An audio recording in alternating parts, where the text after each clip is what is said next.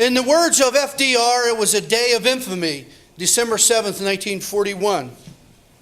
What happened in that day changed the world, not just for the 4 years we were in war, but even today, that day has impacted our entire world. Prior to December 7th, 1941, Europe was already embroiled in a war. We had Germany overrunning most of Europe and England. The posture of our country was to be passive. That is the history of our country. The Quakers set that precedent a long time ago in our country. So we were somewhat reluctant warriors. We did not want to get involved in the wars of Europe, as George Washington gave us his advice.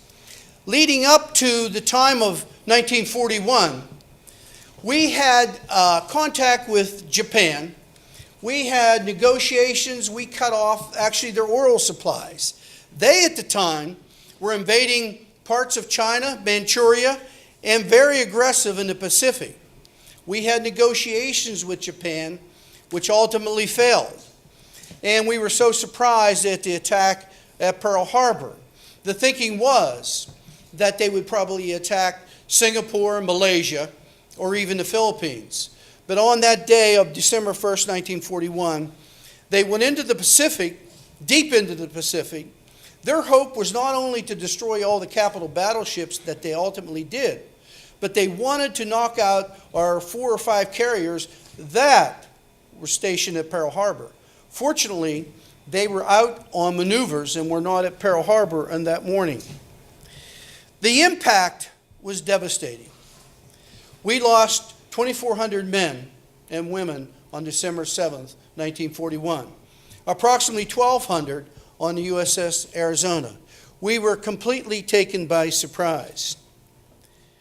The next day, December 8th, we declared war on Japan, and ironically, Germany declared war on us, and we were then engaged in a world war.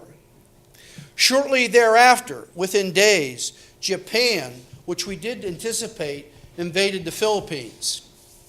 We engaged the Japanese in the Philippines for several months until we finally surrendered in May of 1942. Things got a little better in June of 1942 when the Great Battle of Midway, where we knocked out 3 to 4 of their carriers. And from then on, we started pushing back against the Japanese all through the Pacific. Ultimately, it ended with their surrender in 1945. At the same time, we engaged ourselves in the war in Europe. Our first operation was in northern Africa in 1943. That followed with the invasion of Sicily and Italy. And then finally, on June 6, 1944, we had the large D-Day invasion and started our push through Europe. The cost to our country was significant. Again, we lost over 400,000 men and women in World War II. The support on the home front was also great. There was rationing. Women worked in factories. Everyone put every effort into the war to ensure that we would succeed. The impact to Asheville and the surrounding area was both immediate and harsh. I recently talked to my sister Shirley that told me yesterday she remembers vividly December 7th. She said she was in the house. My older brother was just born, and Pat Lidwell came in and said, "We are in war." The next day, on December 8th, Paul McKinney, Thelma's husband, was the first person from this area to sign up in Altoona and join the Army. It followed by many men from this area. Men such as Brick Lewis, who was a pilot on the B-25. We had Boyd Wagner, who landed on D-Day. We had George Bender and Lynn McConnell, who were in the 2nd Division, following Patton into Bastogne. We had Mr. Gibbons, who, as we talked briefly before about the invasion of the Philippines and the Bataan Death March, he was a survivor of the Bataan Death March. So this area has given generously of its blood for the country.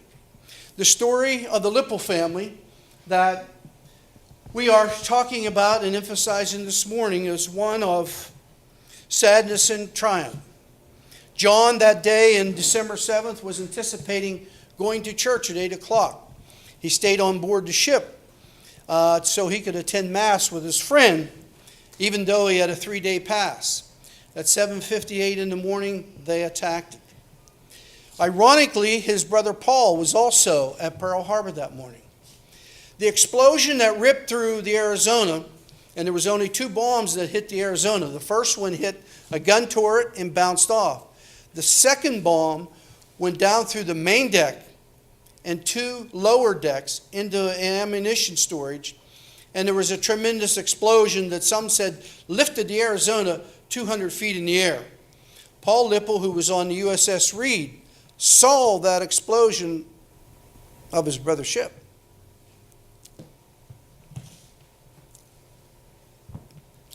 Paul, as the story has been told, was the one that was responsible that climbed up and cut the ropes off the smokestack so that USS Reed could get out steam and get out into open waters and be away from the carnage that was going on at Pearl Harbor. I recently read a letter from Paul on December 9th to his mother, asking him if he heard about John's whereabouts and that he was safe. Later on, we have on display here the actual news about John. There's a telegram from the War Department at the end of December indicating that he was missing.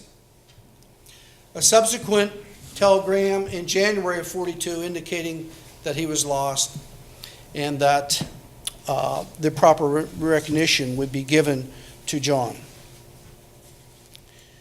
Joe Lipple, who is here today, we are so fortunate to have a World War II person here with us today.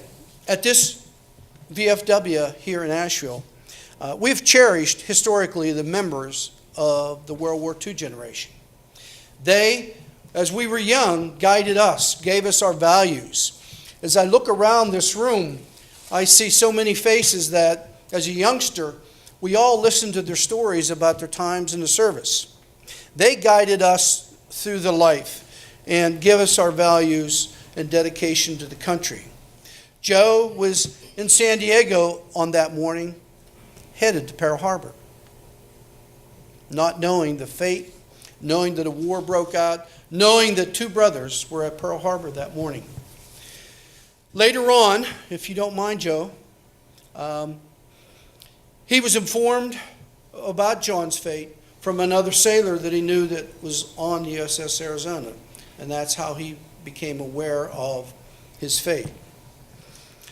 As I talked before, the area is so rich in patriotism, and one of the things that we wanted to highlight also this morning is something that you can do to remember somebody, a relative, a friend, or that served in World War II. The World War II Memorial has a digital registry where you can register, put a picture, put a story about somebody that served in World War II. Here's the form, here's the input, and here's an example of what will be shown there. So one of the things that this club wants to do is undertake a project to encourage all the relatives, friends of World War II veterans to document this and forever keep their memory alive. This morning, what you're all part of is a documentary project of John Lipple's life.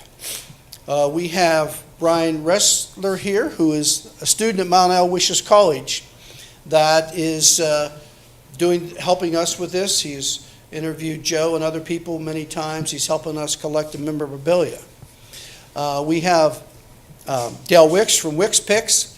Dale also is an Army veteran, and he's here this morning documenting this project. And you'll all be part of that. The real reality is we would have liked to have done this, and we've talked about this in the club over the last decades, of documenting the life and history of all the World War II veterans. Right now, this is what we can do, with the person who this club is named after and forever retain his memory.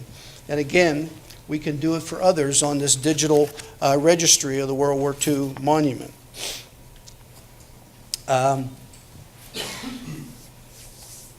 One has to be somewhat sad, but also somewhat heartening by today. It's a cold, wet, rainy day. I thank all of you for being here this morning for this recognition of the 70th anniversary of Pearl Harbor. It is a significant day in the history of our country, and it's a significant day in all of our life to remember all those who served our country and put country and God in honor above themselves and made a sacrifice for their country.